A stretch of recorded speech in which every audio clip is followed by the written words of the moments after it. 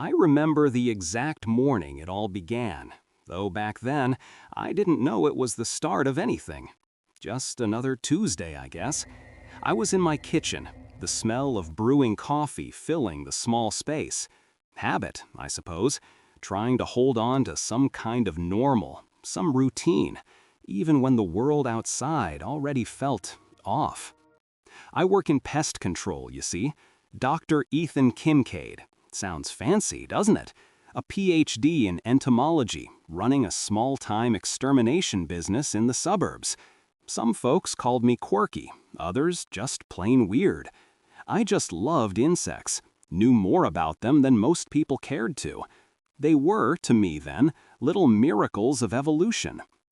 That morning, as the coffee dripped, I heard the crickets from the backyard, a sound as staple to a humid summer in upstate New York as anything. But this time, it wasn't quite right. The chirping had a lower register, a rumble almost, and it stretched out, longer than it should have, like someone holding their breath for too long. Each chirp ended in a silence, too long, too deep for any summer night I'd ever experienced. My brow furrowed. I just thought, must be working too much lately. My head was buzzing from the calls yesterday, the endless questions about weird infestations. I glanced at the local paper on the counter. A small article, tucked away near the classifieds, mentioned something about new experimental herbicides being tested in a neighboring district. I remember thinking, that's odd. I don't remember reading about this trial anywhere. A faint smile I hadn't even realized I was wearing faded. Just a strange detail, nothing more. Or so I told myself. Later that afternoon, I was at Mrs. Jones's prize-winning rose garden. Elder Mrs. Jones, bless her heart, had called in a panic about her prized Japanese beetles. Normally, these guys were a nuisance, but harmless, predictable. But what I found, it wasn't normal. They were bigger, first off, about 1.5 times their usual size perhaps. Maybe not monstrous, but noticeable. And their shells, they had this metallic sheen to them under the sun, a kind of dark gloss that didn't look natural. It caught the light in a way that made my skin crawl. Maybe a new species, I tried to rationalize. A mutation, some kind of environmental factor increasing their size. That's what I kept telling myself anyway. But then, they didn't scatter. Not when I approached, not when my shadow fell over them. Dozens of those dark, glassy eyes turned on me. They just stared. No fear, no instinct to flee. My heart felt a little too fast, a frantic thud against my ribs. I reached out, slowly, to pick one up. Its shell felt hard, cold, colder than any insect I'd ever touched. I pulled my hand back, a shiver running down my arm. My fingers felt like they'd grazed ice. Just a new breed, I guess, I muttered to myself, the words feeling thin, hollow. Yeah, that's it, new breed.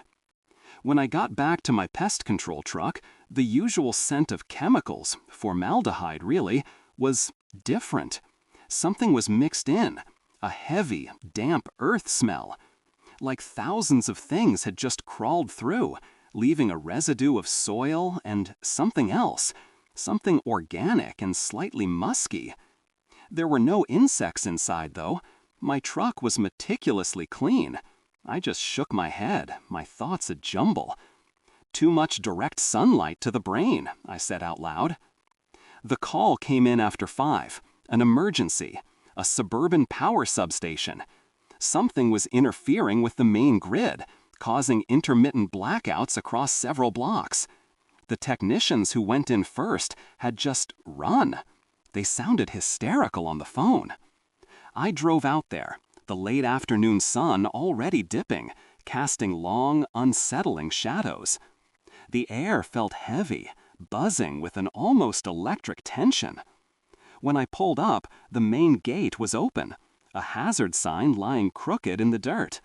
No one was around, just a high-pitched whine that definitely wasn't from the power lines.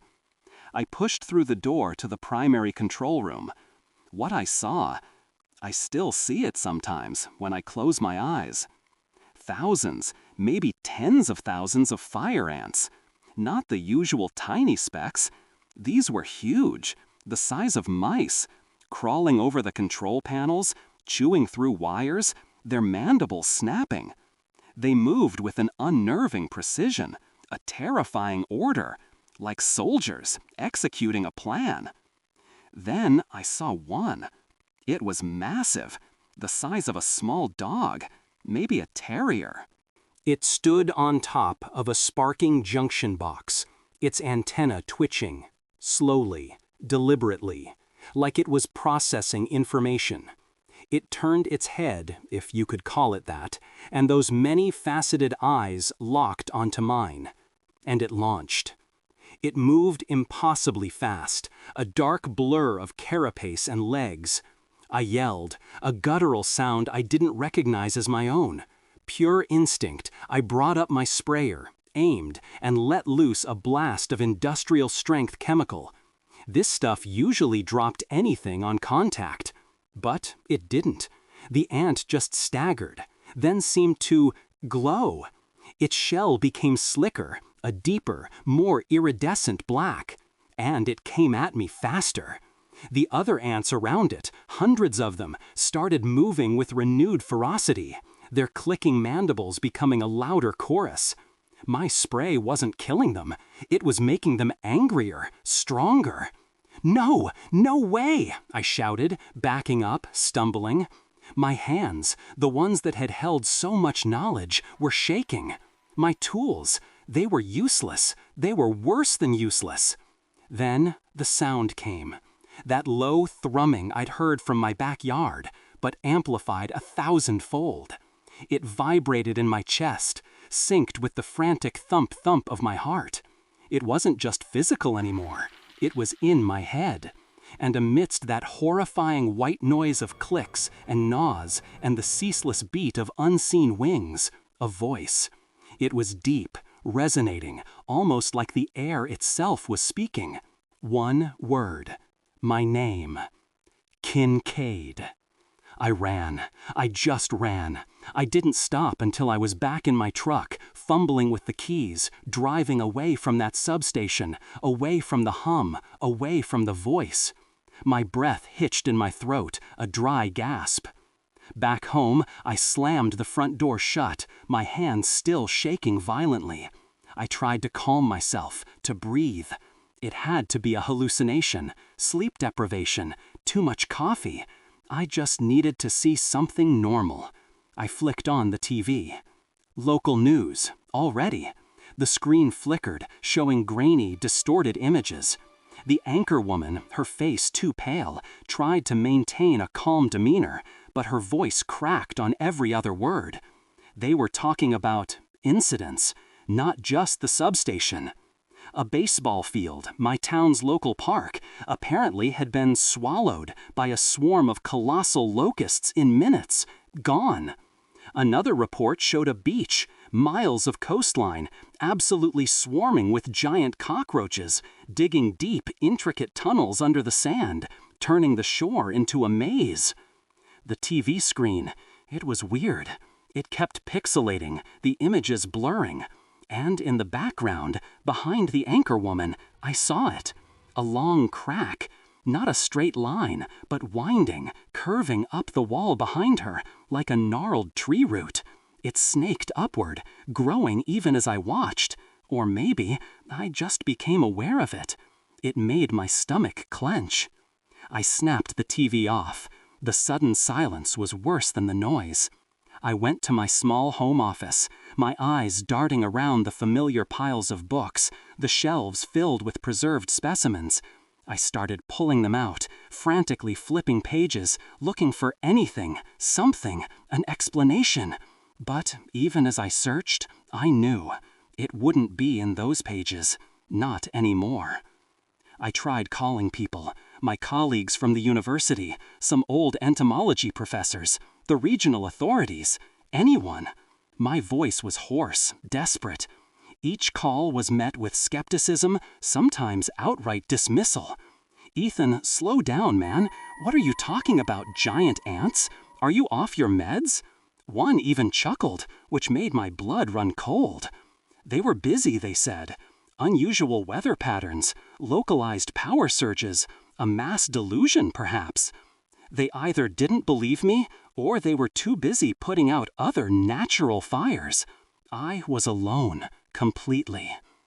I walked to the window of my office, the one facing the street.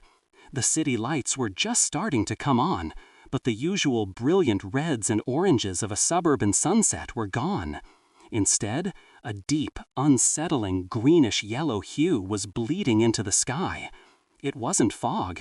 It was too rich, too dense, like a living gas, seeping into every crack, every tree, every roof.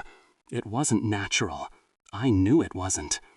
And from way, way off in the distance, I heard it again. Not a car horn, not human sounds. This time, it was more. A collective beating of wings, a scraping, a gnawing, and that same super low hum, but layered. It was a melody now, intricate, terrifying.